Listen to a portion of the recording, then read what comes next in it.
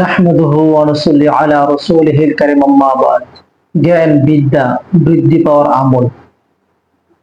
কেউ যদি প্রত্যেক ফরজ নামাজের পরে এই বাক্যটা বেশি বেশি পড়ে, রব্বি জিদনি ইলমা, রব্বি জিদনি ইলমা, আল্লাহ তাআলা তাকে জ্ঞান, নলেজ, বিদ্যা বাড়িয়ে দিবেন। আপনি দৈনন্দিন যে আমল করেন ফরজ নামাজের পরে, তার মধ্যে দিয়ে এই আমলটা করেন, কয়েকবার পড়েন, ইনশাল্লাহ 2 সপ্তাহ কিংবা 1 মাসের মধ্যে আল্লাহ তাআলা আপনার ভিতরে একটি অন্যরকম আনন্দ দিয়ে দিবেন, জ্ঞান বাড়িয়ে যাবে। রব, রব মানে প্রতিপালক। জিদনি, জিদনি মানে বৃদ্ধি করায়। হে আল্লাহ, আপনি বৃদ্ধি করে দেন, বাড়িয়ে দেন। ইলমা, ইলম বাড়িয়ে দেন, জ্ঞান বাড়িয়ে দেন।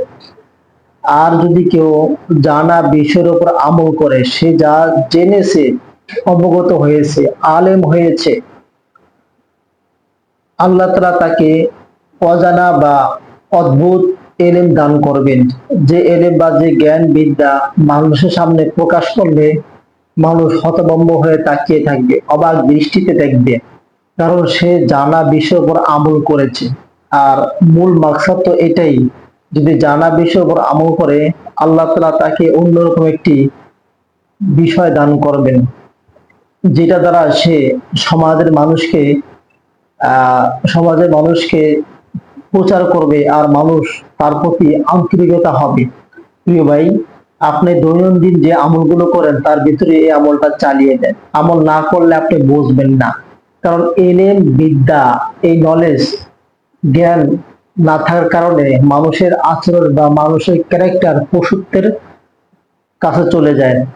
কারণ মানুষের যদি বিদ্যা থাকে, জ্ঞান থাকে, যে দাঁড়িয়ে পেশাব করা জায়েজ নেই, দাঁড়িয়ে পেশাব করে কারা? গরু এবং ছাগল, 4 পায়ের জানোয়ার, তারা কিন্তু বসতে পারে না পেশাব করার সময়। এখন আপনি যদি তাদের মতন আচরণ করেন, পেশাব করা বসে করা সুন্নত, বসে করা ভালো। কারণ দাঁড়িয়ে করলে এটা অন্যান্য ধর্মাবলম্বী যারা আছে, হিন্দু বা সনাতন, এদের সাথে সাদৃশ্য হয়ে যায়, বা বিধর্মীরা তারা দাঁড়িয়ে পেশাব করে। আপনি কেন বা দাঁড়িয়ে পেশাব করবেন? এটা সৌন্দর্য, দেখতে সুন্দর দেখাবে, এবং এটা ইসলামের নিয়ম, আপনি মানলেন।